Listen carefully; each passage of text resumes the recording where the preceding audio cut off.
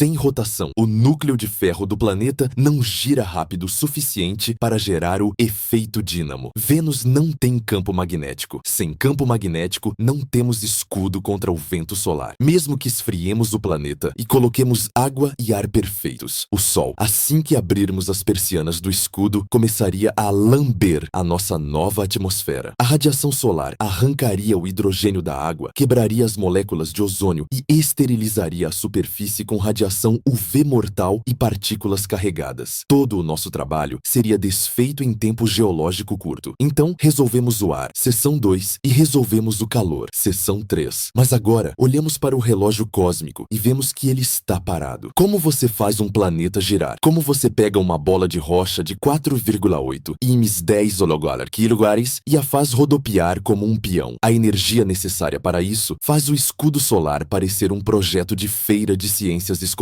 Estamos entrando no território da engenharia estelar. Na próxima sessão, A Dança Morta, vamos explorar as ideias mais alucinantes da física para dar corda em Vênus. Vamos falar sobre usar passagens gravitacionais de asteroides gigantes repetidamente para empurrar a rotação, ou instalar motores de fusão no equador planetário. Se o calor era difícil, a rotação é onde a maioria dos físicos diz: desista. Mas nós não vamos desistir. Vamos ver o que é necessário para dar vida magnética a este mundo zumbi. O resfriamento foi apenas o começo. Agora precisamos fazer o gigante dançar. Imaginem que conseguimos o impossível. Imaginem que, através de séculos de esforço hercúleo, nossa civilização conseguiu remover a atmosfera esmagadora de Vênus e resfriar sua superfície infernal. Agora temos um planeta com pressão de 1 bar e temperatura de 25 graus Celsius. Parece o paraíso, certo? Parece que o trabalho acabou e podemos começar a vender lotes de terra à beira-mar. Mas a física tem uma última surpresa desagradável guardada para nós. Se você pousasse nesse novo Vênus, você perceberia algo profundamente perturbador. O ambiente estaria agradável, mas o planeta estaria morto. Não biologicamente morto, mas dinamicamente morto. Vênus é um planeta zumbi. Ele tem o corpo de um planeta terrestre, mas não tem batimento cardíaco. Esse batimento cardíaco é a rotação, e a falta dela desencadeia uma cascata de problemas que tornam a colonização quase impossível sem intervenção divina ou engenharia estelar. O problema começa com o relógio. Vênus gira incrivelmente devagar, tão devagar que um único dia em Vênus, o tempo que ele leva para girar sobre seu eixo, dura 243 dias terrestres. Por outro lado, um ano em Vênus, o tempo que leva para orbitar o Sol, dura 225 dias terrestres. Isso cria uma das estatísticas mais alucinantes do sistema solar. Em Vênus, o dia é mais longo que o ano. Além disso, ele gira retrogradamente, ou seja, ao contrário da Terra e da maioria dos outros planetas. Se você estivesse lá, veria o Sol nascer no oeste e se pôr no leste, mas você teria que ter muita paciência, porque o Sol levaria 117 dias terrestres para cruzar o céu. Isso é catastrófico para qualquer tentativa de criar uma biosfera parecida com a da Terra. A vida na Terra evoluiu com um ciclo circadiano de 24 horas. As plantas precisam de luz para a fotossíntese, mas também precisam da noite para a respiração celular. Os animais precisam de ciclos de sono. Se tentarmos plantar florestas em Vênus, elas enfrentarão quase 4 meses contínuos de luz solar ininterrupta, seguidos por 4 meses de escuridão total. Durante o dia interminável, mesmo com o nosso escudo solar filtrando a luz, o calor se acumularia localmente, criando tempestades térmicas violentas. Durante a noite interminável, a temperatura despencaria para níveis árticos. A atmosfera tentaria compensar essa diferença térmica, criando ventos furiosos supersônicos que soprariam do lado dia para o lado noite, tentando equilibrar a temperatura. Seria um planeta de extremos climáticos perpétuos. Mas o problema da rotação lenta vai muito além do clima e do sono. Ele atinge o coração do planeta. Ele mata o magnetismo. A Terra é um ímã gigante. Temos um campo magnético poderoso que nos envolve, a magnetosfera. Esse campo é gerado pelo efeito dínamo no nosso núcleo. O núcleo da Terra é feito de ferro e níquel líquidos. Conforme a Terra gira rápido, uma vez a cada 24 horas, esse ferro líquido gira, criando correntes elétricas que, por sua vez, geram o campo magnético. É a rotação que liga o motor magnético. Vênus tem um núcleo de ferro, provavelmente muito parecido com o da Terra, mas como Vênus quase não gira, o ferro líquido lá embaixo está estagnado. Não há efeito dínamo. Vênus não tem campo magnético global. Ele está nu diante do espaço. E isso nos leva ao assassino silencioso, o vento solar. O Sol não emite apenas luz. Ele cospe um fluxo constante de partículas carregadas, prótons e elétrons, viajando a milhões de quilômetros por hora. Esse é o vento solar. Ele age como um maçarico de areia cósmico. Na Terra, nosso campo magnético desvia esse vento, protegendo nossa atmosfera. Em Marte, que perdeu seu campo magnético há bilhões de anos, o vento solar soprou a atmosfera para o espaço, transformando um mundo úmido em um deserto seco. Em Vênus, o vento solar atinge a alta atmosfera com violência total. Se terraformarmos Vênus e colocarmos água e oxigênio lá, sem um campo magnético para protegê-los, o Sol começará a lamber nossa nova atmosfera. A radiação ultravioleta quebrará as moléculas de água, H2O,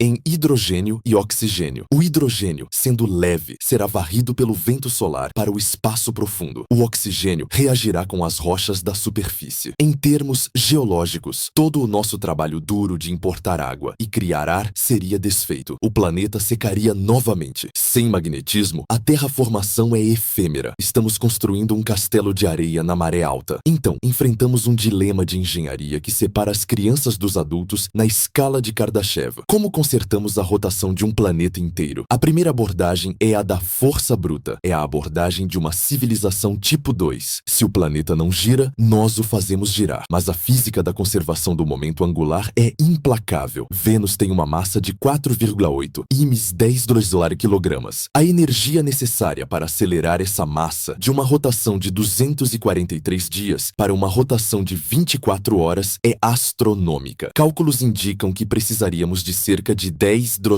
joules de energia. Para colocar isso em perspectiva, isso é bilhões de vezes mais energia do que todo o arsenal nuclear da Terra combinado. É mais energia do que a humanidade produziu em toda a sua história. Como aplicaríamos essa energia? Alguns teóricos, como o visionário Paul Birch, sugeriram o uso de assistência gravitacional em massa. Poderíamos capturar grandes corpos do cinturão de asteroides ou do cinturão de Kuiper, objetos do tamanho de Ceres ou Vesta, e fazê-los passar raspando por Vênus. A ideia é usar a gravidade para transferir momento. O asteroide passa perto de Vênus. A gravidade de Vênus puxa o asteroide e o asteroide puxa Vênus. Se calcularmos a trajetória corretamente, o asteroide sai mais devagar e Vênus ganha um pouquinho de velocidade de rotação. Parece viável na lousa, mas para acelerar Vênus até um ciclo de 24 horas, precisaríamos de milhões de passagens de asteroides gigantes. Seria um jogo de bilhar celestial que duraria milênios. E se errássemos o cálculo de um único asteroide e ele colidisse com o planeta? A energia do impacto derreteria a crosta inteira, devolvendo Vênus ao estado de magma primordial e evaporando toda a nossa atmosfera recém-criada. Game over. Outra ideia de força bruta é a instalação de motores de borda, ring engines. Imagine construir railguns, canhões eletromagnéticos gigantescos ao longo de todo o equador de Vênus. Esses canhões disparariam rochas ou plasma para o espaço em velocidades relativísticas, na direção oposta à rotação desejada. Pela terceira lei de Newton, ação e reação, o recuo desses disparos empurraria o planeta, fazendo-o girar. Mas, novamente, a escala é absurda. Teríamos que desmontar luas inteiras para usar como munição. Vênus se tornaria um motor de foguete gigante girando no espaço. O custo e a destruição envolvida tornam isso praticamente impossível, mesmo para civilizações muito avançadas. Então, se a força bruta falha, devemos usar a inteligência. A física nos diz: se você não pode resolver o problema, mude o problema. Nós não precisamos necessariamente que o planeta gire fisicamente. Nós só precisamos dos efeitos da rotação, dia-noite e campo magnético. Podemos simular esses efeitos artificialmente? A resposta é sim, e é aqui que a terraformação se torna elegante. Para resolver o problema do ciclo dia-noite, voltamos ao nosso grande escudo solar no ponto ponto Lagrange L1, que discutimos na sessão anterior. O escudo principal bloqueia o Sol. Mas e se colocarmos um sistema de espelhos orbitais gigantescos ao redor de Vênus? Imagine um anel de espelhos em órbita polar ou equatorial, girando ao redor do planeta a cada 24 horas. O escudo solar mantém o planeta na sombra, mas os espelhos capturam a luz do Sol que passa pelas bordas do escudo e a refletem para a superfície. Podemos controlar o ângulo desses espelhos para iluminar um continente enquanto o outro está no escuro. Podemos criar um Sol artificial que nasce e se põe a cada 24 horas, simulando perfeitamente o dia da Terra. Para as plantas e para os humanos na superfície, a ilusão seria perfeita. Eles olhariam para cima e veriam um disco brilhante se movendo pelo céu no ritmo certo. O planeta embaixo deles estaria quase parado, mas o céu estaria dinâmico. Resolvemos a biologia sem gastar 10 joules para girar a rocha. E o campo magnético? Como substituímos o dínamo do núcleo? Não precisamos reiniciar o núcleo. Precisamos apenas de um escudo e podemos construir um escudo magnético artificial. Recentemente, cientistas da NASA, liderados pelo Dr. Jim Green, propuseram exatamente isso para Marte, mas a física se aplica a Vênus também. A ideia é colocar um dipolo magnético gigante, um ímã supercondutor muito poderoso no ponto de Lagrange L1 entre o Sol e Vênus. Não precisamos cobrir o planeta inteiro com metal. Precisamos apenas colocar um guarda-chuva magnético na frente dele. O vento solar, que é composto de partículas carregadas, atingiria o campo magnético desse satélite artificial e seria desviado para os lados, fluindo ao redor de Vênus, como a água flui ao redor da proa de um navio. Isso criaria uma magnetocauda, ou uma esteira magnética protetora. Vênus ficaria seguro na sombra desse campo. Simulações computacionais mostram que, com a tecnologia de supercondutores de alta temperatura que estamos começando a desenvolver hoje, um ímã de apenas 1 ou 2 Tesla de intensidade no ponto L1 seria suficiente para criar um escudo que cobriria todo o planeta. Isso é engenharia factível. Já construímos ímãs muito mais fortes para máquinas de ressonância magnética, MRI, e para o Grande Colisor de Hadrons, LHC. O desafio seria apenas levar o equipamento para o espaço e alimentá-lo com energia solar. Ao fazer isso, resolveríamos o problema da radiação. A atmosfera pararia de ser erodida. A superfície estaria segura para o DNA humano. E não precisaríamos tocar no núcleo do planeta. Deixaríamos o interior de Vênus morto, mas colocaríamos uma armadura tecnológica ao redor dele. No entanto, há um efeito colateral da falta de rotação que nem os espelhos nem os ímãs resolvem completamente: o clima e a força de Coriolis. Na Terra, a rotação rápida cria a força de Coriolis, que faz os ventos girarem em furacões e ciclones, e cria células de Hadley que distribuem o calor do Equador para os polos. Isso cria padrões climáticos complexos e chuvas distribuídas. Em um Vênus parado, mesmo com espelhos criando dia-noite, o ar quente subiria no Equador e fluiria diretamente para os polos, criando células de convecção gigantescas e lentas. O clima seria monótono e possivelmente propenso à estagnação. Poderíamos ter regiões onde chove eternamente e regiões onde nunca venta. Para viver em Vênus, teríamos que nos adaptar a essa meteorologia estranha. Talvez as cidades precisem ser construídas em locais estratégicos para aproveitar o vento. Talvez tenhamos que usar engenharia climática ativa, usando lasers ou aquecedores orbitais para mexer a atmosfera e criar chuva onde precisamos. Portanto, a dança morta de Vênus não é um impeditivo final, mas nos força a sermos criativos. A força bruta de girar o planeta é o caminho dos tolos ou dos deuses. O caminho da humanidade inteligente é o da ilusão. Espelhos para criar o tempo e ímãs para criar o escudo. Podemos viver em um planeta zumbi, desde que tenhamos a tecnologia para animar o seu céu. Mas, meus amigos, mesmo que resolvamos a pressão, o calor, a luz e a radiação, ainda falta o ingrediente mais básico da vida. O ingrediente que define a Terra. Vênus é seco, mais seco que um osso velho no deserto. Não há água. Se você espremesse toda a atmosfera atual de Vênus, obteria apenas alguns centímetros de água cobrindo a superfície. Para ter oceanos, rios e chuva, precisamos importar água, muita água, oceanos inteiros de água. E a logística de transportar quintilhões de litros através do vácuo é o pesadelo logístico final que discutiremos na próxima sessão. Preparem-se para a chuva ácida e a seca. Vamos falar sobre como sequestrar cometas do cinturão de Kuiper e jogá-los contra o planeta, e como lidar com o fato de que, antes de termos água pura, teremos oceanos de ácido. A engenharia química de Vênus está prestes a ficar corrosiva. Até agora, nossa jornada de terraformação foi uma batalha contra a física bruta. Lutamos contra a pressão atmosférica que esmaga submarinos, lutamos contra o calor que derrete chumbo e lutamos contra a inércia de um planeta que se recusa a girar. Digamos que, através da engenharia de uma civilização tipo 2, tenhamos vencido essas etapas. O céu está limpo, a temperatura está em agradáveis 25 graus e espelhos orbitais criam dias e noites artificiais. Mas se você, o explorador vitorioso, tirasse o capacete para respirar o ar fresco da sua nova casa e olhasse para o horizonte, você não veria um paraíso verde. Você veria um deserto de morte química. E se olhasse para cima, veria nuvens que não trazem vida, mas dissolução. Bem-vindos ao problema da química e da seca. Vênus tem dois defeitos finais que a simples remoção de CO2 e o resfriamento não resolvem. Ele é coberto de ácido e é o lugar mais seco do sistema solar interior. Vamos começar pelo veneno. As nuvens de Vênus, aquelas que brilham tão lindamente nos nossos telescópios, são compostas de gotículas de ácido sulfúrico, KH2SO,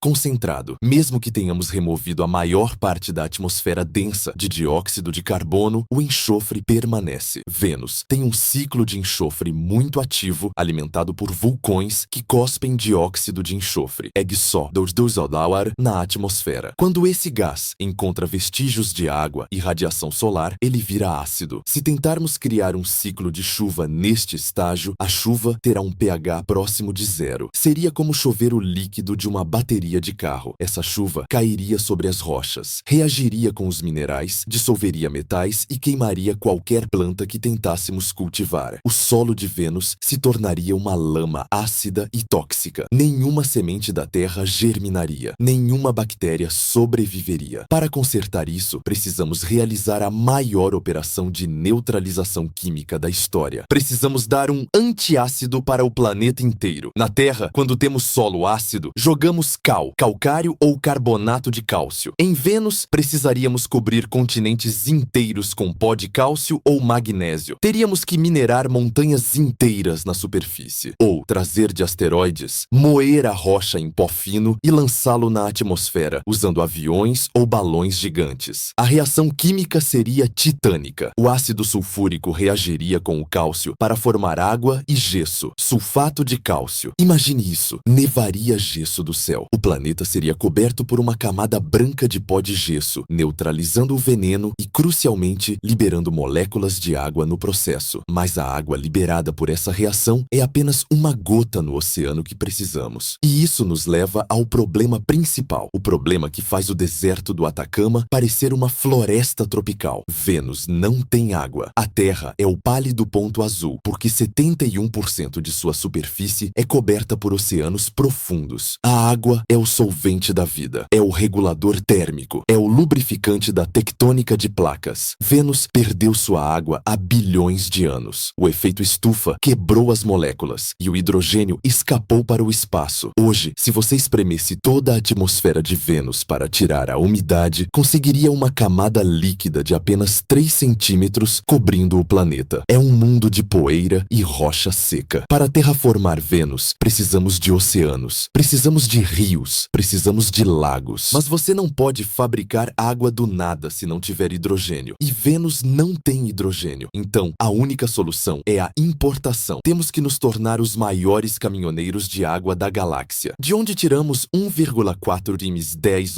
litros de água? Essa é a quantidade de água nos oceanos da Terra. Não podemos tirar da Terra, ou mataríamos nosso próprio planeta. Não podemos tirar de Marte, que já tem pouca. Temos que olhar para a linha de gelo do sistema solar, além de Júpiter. O sistema solar exterior é rico em água. As luas de Saturno, como Encélado e Tétis. As luas de Júpiter, como Europa e Ganimedes. E principalmente, os cometas do cinturão de Kuiper e da nuvem de Oort são feitos de gelo sujo. A proposta de engenharia é de cair o queixo. Precisamos capturar cometas gigantes ou luas de gelo e jogá-los em Vênus. Imagine a logística. Identificamos um cometa de 100 quilômetros de diâmetro no cinturão de Kuiper. Enviamos uma nave robótica movida à fusão nuclear. A nave pousa no cometa. Ela usa seus motores para empurrar gentilmente a rocha de gelo, alterando sua órbita. Ao longo de décadas, o cometa cai em direção ao sistema solar interior. Nós o guiamos com precisão matemática para colidir com Vênus. E aqui encontramos, mais uma vez, a barreira da termodinâmica. A física é implacável. E, Gigrozelas e o $. Energia cinética é igual a metade da massa, vezes a velocidade ao quadrado. Um cometa caindo do sistema solar exterior atinge Vênus a uma velocidade de dezenas de quilômetros por segundo. Quando ele bate, toda essa energia de movimento se transforma instantaneamente em calor. Um único cometa grande liberaria a energia de milhões de bombas nucleares. O impacto vaporizaria o gelo instantaneamente, o que é bom, cria vapor de água, mas também aqueceria a atmosfera drasticamente. Se bombardearmos Vênus com cometas suficientes para encher os oceanos, a energia liberada pelos impactos reaqueceria o planeta para os 400 graus originais. Desfaríamos todo o trabalho de resfriamento da seção anterior. Estaríamos trocando um inferno seco por um inferno a vapor. É o paradoxo da entrega. Precisamos da água, mas a entrega da água gera o calor que queremos evitar. Como contornamos isso? A solução exige paciência e tecnologias exóticas. Não podemos simplesmente jogar os cometas de qualquer jeito. Primeiro, poderíamos usar aerofrenagem. Em vez de bater direto no chão, fazemos o cometa passar raspando pela atmosfera, vaporizando um pouco de cada vez, perdendo velocidade e se desintegrando na alta atmosfera como uma chuva suave, em vez de uma explosão. Mas isso leva tempo. Segundo, poderíamos usar um elevador espacial inverso. Estacionamos o cometa em órbita de Vênus. Construímos um tubo de nanotubos de carbono que desce até a superfície. Bombeamos a água ou jogamos blocos de gelo para baixo. Isso ainda gera calor na reentrada, mas é mais controlado. Ou a solução mais elegante proposta pelo meu colega Robert Zubrin. Usamos a lua de Saturno, Encélado, como um tanque de combustível. Encélado tem geysers que atiram água para o espaço. Poderíamos posicionar naves coletoras que bebem essa água, congelam-na em blocos aerodinâmicos e os lançam em trajetórias de entrada suave em Vênus. Outra opção fascinante envolve a reação química que mencionei anteriormente, o processo Bosch. Se trouxermos hidrogênio puro dos gigantes gasosos, em vez de água pronta, e reagirmos com o CO2 remanescente da atmosfera, a reação cria água in situ, no local, que é o CO2 plus 2H2,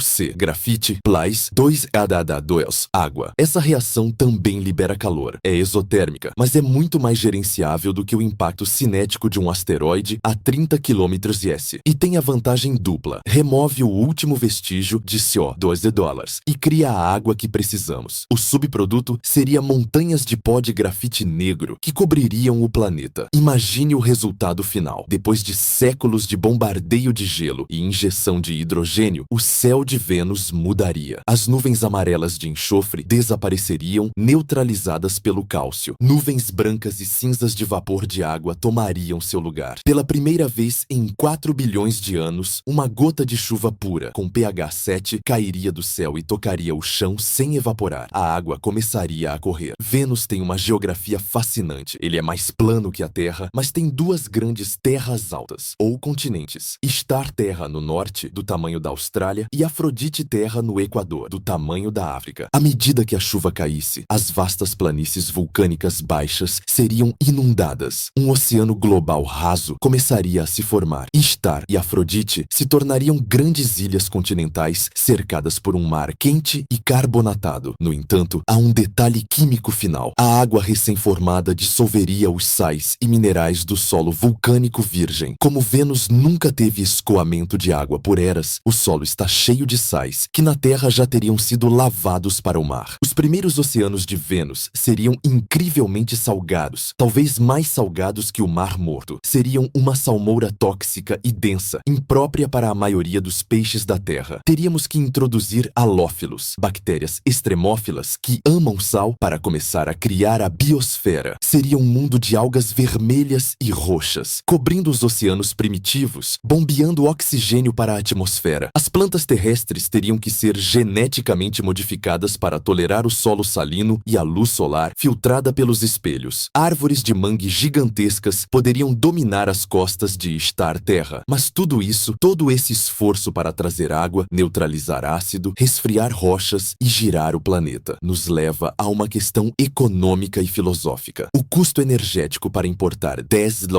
litros de água é incompreensível. Exigiria uma frota de milhões de naves, operando por 1000 anos. Será que vale a pena? Será que estamos focados demais na superfície? A obsessão humana por andar no chão pode ser o nosso erro. A física nos mostra que lutar contra a gravidade e a superfície de Vênus é a tarefa mais difícil do sistema solar. Mas Vênus tem um segredo, um lugar onde a pressão já é 1 bar, onde a temperatura já é 25 graus, onde a radiação é baixa e onde não precisamos importar oceanos nem mover montanhas. Esse lugar existe agora. Ele está lá, esperando por nós. Mas não está no chão. Está 50 quilômetros acima das nossas cabeças. Na conclusão deste vídeo, vamos abandonar a ideia teimosa de terraformar a superfície rochosa. Vamos olhar para cima. Vamos discutir o conceito AVOC da NASA e a possibilidade de colonizar Vênus sem nunca tocar no seu solo maldito. Vamos falar sobre cidades nas nuvens. Talvez o destino da humanidade em Vênus não seja ser um jardineiro de rochas, mas ser um marinheiro dos céus. Talvez a verdadeira terraformação seja aceitar o planeta como ele é e viver acima de seus demônios. Preparem-se para a ascensão final. O futuro de Vênus pode ser flutuante. Chegamos ao fim desta jornada épica através do inferno venusiano. Começamos olhando para Vênus como a irmã da Terra e descobrimos que ela é, na verdade, uma gêmea maligna. Tentamos, em nossa imaginação teórica, resolver o problema da pressão esmagadora, mas vimos que remover um oceano de ar exige uma logística de séculos. Tentamos resfriar a fornalha térmica com escudos solares do tamanho de continentes, mas a termodinâmica da rocha quente nos disse que levaria milênios. Tentamos fazer o planeta girar e criar um campo magnético e nos deparamos com barreiras energéticas que fariam uma civilização tipo 2 suar frio. E finalmente tentamos trazer água, apenas para perceber que a entrega cinética transformaria o planeta em uma panela de pressão a vapor. Diante de todas essas barreiras intransponíveis, diante de todo esse impossível, você tem todo o direito de se sentir desiludido. Parece que a física conspirou para nos manter longe de Vênus. Parece que o planeta colocou uma placa de proibido entrar na porta da frente. Se terraformar a superfície é um projeto para daqui a 1000 anos, devemos desistir? Devemos voltar nossa atenção para Marte, que é frio e pequeno, mas pelo menos não tenta nos derreter? A resposta é não. E a razão pela qual digo não é porque estivemos olhando para o lugar errado o tempo todo. A nossa obsessão humana, herdada de nossos ancestrais primatas que desceram das árvores para a savana, é a obsessão pelo chão. Nós achamos que colonizar um planeta significa pousar na Terra, construir uma casa de tijolos e plantar uma árvore no quintal. Mas Vênus não é um planeta para terráqueos do chão. Vênus é um planeta para criaturas do ar. Se esquecermos a superfície por um momento, se esquecermos as rochas derretidas e a pressão de 93 bar e olharmos para os dados atmosféricos, encontraremos uma anomalia maravilhosa. Existe uma zona em Vênus, uma faixa específica de altitude, localizada a cerca de 50 a 55 quilômetros acima da superfície. E nessa zona, os números da física se alinham de uma maneira quase mágica. A 50 quilômetros de altura, a pressão atmosférica não é 93 bar, é de aproximadamente 1 bar. Isso é exatamente a mesma pressão que você sente agora, sentado na sua sala, ao nível do mar na Terra. Você não precisaria de um traje pressurizado pesado. Você não precisaria de habitats blindados como submarinos. A pressão externa e a interna estariam em equilíbrio. Se houvesse um buraco na parede da sua nave, o ar não explodiria para fora como no espaço, nem o ar de fora entraria violentamente. Seria um vazamento lento e gerenciável. E a temperatura? A 50 quilômetros de altura, a temperatura varia entre 20 e 50 graus Celsius. É a temperatura de um dia de primavera ou de um verão quente. É perfeitamente habitável para seres humanos. Você poderia sair na varanda da sua nave usando apenas uma camiseta e uma máscara de oxigênio. E a radiação? A atmosfera densa acima de você, mesmo a 50 quilômetros ainda há muita atmosfera acima, atua como um escudo natural contra a radiação cósmica e solar. Em Marte, os colonos teriam que viver em túneis subterrâneos como toupeiras para não morrerem de câncer. Em Vênus, nas nuvens, a proteção contra a radiação é quase tão boa quanto a da Terra. Portanto, o impossível torna-se possível se mudarmos o endereço. Não vamos para o chão de Vênus. Vamos para as nuvens. A NASA estudou isso seriamente. O projeto chama-se HAVOC, High Altitude Venus Operational Concept, e a física por trás dele é elegante e irônica. Na Terra, se quisermos fazer algo flutuar, usamos hélio ou hidrogênio. Por quê? Porque nossa atmosfera é feita de nitrogênio e oxigênio, que são gases relativamente leves. Para subir, precisamos de algo ainda mais leve, mas a atmosfera de Vênus é feita de CO2, que é um gás muito pesado e denso. Sabe o que é mais leve que o CO2?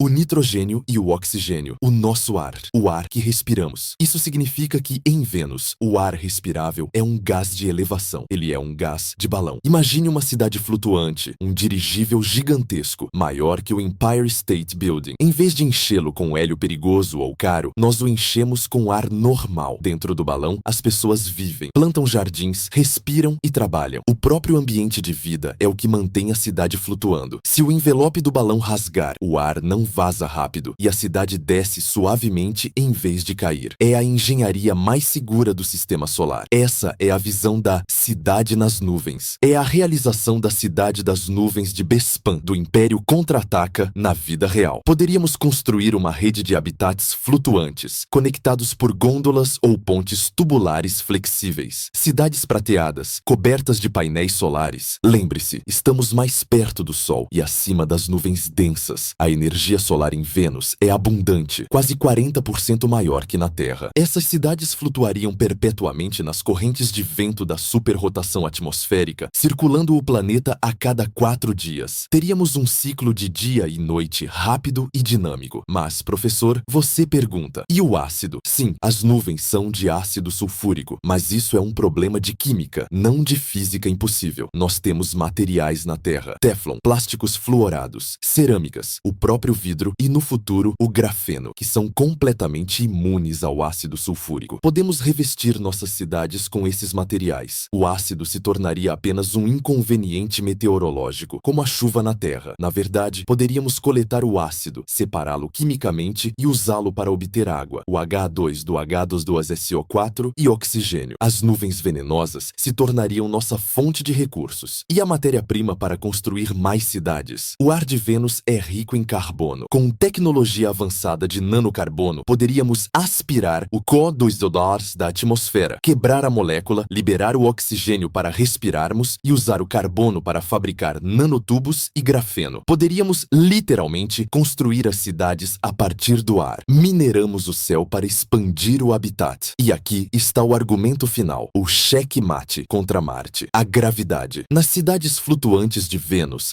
a gravidade seria de cerca de 90% da terrestre. Isso é saudável. As crianças nascidas em Vênus seriam fisiologicamente quase idênticas às da Terra. Elas poderiam visitar a Terra sem quebrar os ossos. Em Marte, com 38% de gravidade, estamos condenados a nos tornar uma subespécie frágil. Vênus é o único lugar fora da Terra onde o corpo humano pode permanecer humano. Então, por que o título deste vídeo diz que é impossível? Porque terraformar a superfície, transformar a rocha quente em um paraíso verde, é, para nossa tecnologia atual e dos próximos séculos, impossível. Exige energia estelar, exige tempo geológico. Mas colonizar Vênus não exige terraformação, exige apenas adaptação. Talvez o destino da humanidade não seja consertar planetas quebrados, mas aprender a viver com eles. Talvez a terraformação final seja a terraformação da nossa própria mentalidade. Vênus nos oferece uma lição de humildade profunda. Quando olhamos para aquele globo sufocante, estamos olhando para o fantasma do futuro da Terra. Vênus e Terra nasceram iguais, mas Vênus seguiu um caminho de efeito estufa descontrolado. Vênus é o laboratório onde a natureza nos mostra o que acontece quando o carbono sai de controle. Estudar Vênus não é apenas sobre exploração espacial, é sobre sobrevivência terrestre. Se não entendermos como a atmosfera de Vênus funciona, talvez não consigamos impedir que a Terra se transforme em uma nova Vênus daqui a alguns séculos. No futuro distante, uma civilização do tipo 2 pode de fato decidir resfriar a rocha. Eles podem construir o escudo solar. Eles podem congelar a atmosfera. Eles podem fazer chover oceanos. E, lentamente, ao longo de milênios, as cidades nas nuvens poderão baixar suas âncoras. Elas poderão descer, metro a metro, conforme o planeta esfria. Os venusianos das nuvens seriam os jardineiros do céu, observando a terraformação acontecer lá lá embaixo, preparando o terreno para que um dia seus descendentes distantes possam finalmente pisar no solo firme. Mas até lá, o impossível continua sendo um desafio. A barreira da superfície é real, o calor é real, a pressão é real. Vênus é uma fortaleza protegida por muralhas de gás e fossos de fogo, mas a porta dos fundos, a atmosfera superior, está destrancada. A exploração espacial não é sobre encontrar um lugar perfeito e pronto, onde só precisamos descarregar a mudança. É sobre engenhosidade, é sobre olhar para o inferno e dizer: eu posso construir uma casa ali, só preciso que ela flutue. Nós somos exploradores. Nós saímos das cavernas, atravessamos oceanos em barcos de madeira e voamos pelo ar em tubos de alumínio. Viver em cidades flutuantes sobre um planeta de ácido não é mais estranho do que viver em uma estação espacial no vácuo. É o próximo passo lógico. Vênus é o teste definitivo. Se conseguirmos viver lá, conseguiremos viver em qualquer lugar. Se conseguirmos domar a irmã maligna, teremos provado que a vida e a inteligência são mais fortes que a entropia. Portanto, não risquem Vênus da lista de destinos. Risquem apenas o chão de Vênus. O futuro da humanidade pode muito bem ser prateado e brilhante, flutuando serenamente acima das nuvens amarelas, olhando para o sol que brilha forte, em um mundo onde a gravidade nos faz sentir em casa, mas o chão é apenas uma memória distante. Obrigado por me acompanharem nesta investigação sobre os limites da engenharia planetária. Eu sou o professor Michako. Continuem olhando para cima, continuem questionando o impossível e lembrem-se, às vezes, a solução não é lutar contra a natureza, mas flutuar acima dela. Até a próxima viagem ao limite do conhecimento.